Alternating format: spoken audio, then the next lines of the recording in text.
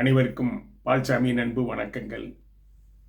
உங்களோடு ஒரு கவிதை என்ற இந்த தொடரில் இன்றைக்கு மதுரை கவிஞர் தமிழ்ராஜ் அவர்களுடைய கவிதையை உங்களுக்கு வழங்குவதிலே நான் மகிழ்ச்சி அடைகிறேன்.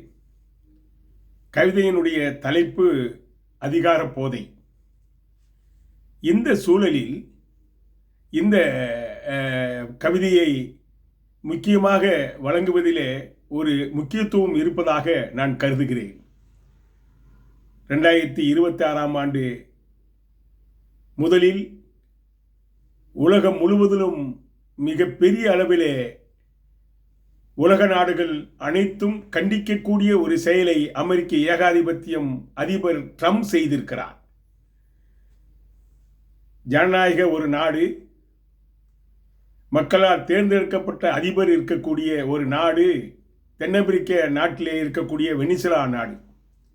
அந்த நாட்டினுடைய அதிபரையும் அதிபருடைய மனைவியையும் நள்ளிரவில் கைது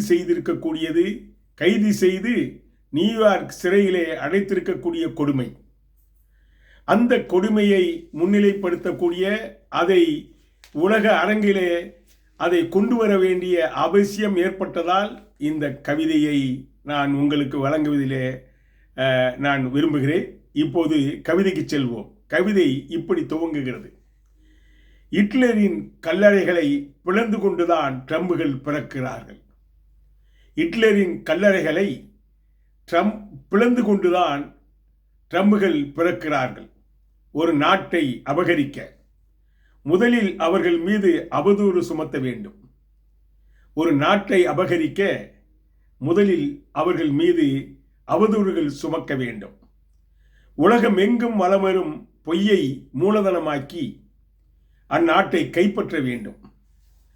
உலக வரைபடத்தில் தன் ஆதிக்க கோடு இல்லாத எந்த நாட்டையும் அமெரிக்கர்கள் அனுமதிப்பதில்லை. உலக வரைபடத்தில் தன் ஆதிக்க கோடு இல்லாத எந்த நாட்டையும் அமெரிக்கர்கள் அனுமதிப்பதில்லை. மூக்கணாங்கயிறு மாட்டாத முரட்டு மிருகமாய் எல்லை கோடுகளை குத்தி கிழிக்கிறான். வெனிசுலாவின் வழிந்தோடும் எண்ணெய் கிணறுகள் ஏகாதிபத்தியங்கள் அடாவடியாகத்தான் கைப்பற்றுகின்றன. வெனிசுலாவின் வழிந்தோடும் எண்ணெய் கிணறுகள் இயற்கை வளங்களை ஏகாதிபத்தியங்கள் அடாவடியாகத்தான் கைப்பற்றுகின்றன. உலக சபையால் ஒன்றும் செய்ய முடியவில்லை. கையறு நிலையில் கருத்து சொல்லும் ஆயுத வியாபாரிகள் ஒரு நாட்டை போதை இருப்பதாக பொய் சொல்லித்தான் அதிகார போதையில் பரிசோதிக்கிறார்கள்.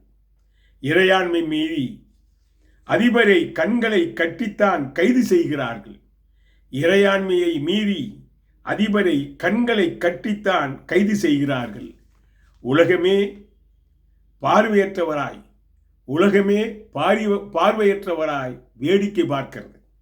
எத்தனை நாடுகள், எத்தனை அதிபர்கள், எத்தனை கோடி மக்கள்! ஏன் இன்னும் மடியவில்லை உலக கேடியின் ரவுடித்தனம்? ஏன் இன்னும் மடியவில்லை உலக கேடியின் ரவுடித்தனம்? ஒரு முதலாளியம் சிறு நாடுகளின் வரைபடங்களை விழுங்கி செரிக்கிறது. ஒரு முதலாளியம் சிறு நாடுகளின் வரைபடங்களை விழுங்கி செரிக்கிறது. ஆயுத பசி, அதிகார பசி உலக நாடுகளை மேய்ந்து தின்ன துவங்குகிறது. எங்கிருந்தேனும் ஒரு சிறிய உளி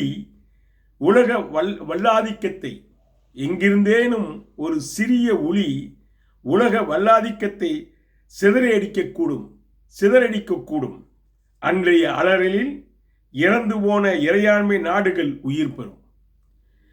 எங்கிருந்தேனும் ஒரு சிறிய உளி உலக வல்லாதிக்கத்தை சிதறடிக்கக்கூடும். அன்றைய அலறலில் இறந்து போன இறையாண்மை நாடுகள் உயிர் பெறும். கவிதை இப்படி முடிக்கிறார் கவிஞர். ஒரு நம்பிக்கை இந்த உலகில் இன்றைக்கு இருக்கக்கூடிய ஏகாதிபத்திய அந்த போர் வியாபாரிகள், யுத்த வெறியர்கள், நாடு பிடிக்கும் வெறி கொண்ட இன்றைக்கு நடந்து கொண்டிருக்கக்கூடிய யுத்தங்கள் அனைத்துக்கும் ஏதோ ஒரு தீப்பொறி பிறக்கும். உலக நாடுகள், சாதாரண மக்கள் எதிர்பார்க்கக்கூடிய உலக அமைதி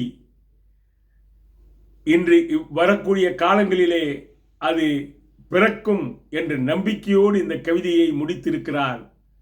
ஆகவே கவிஞருக்கு நன்றியை மீண்டும் ஒரு முறை கூறி கவிதையை முடிக்கிறேன். நன்றி, வணக்கம்.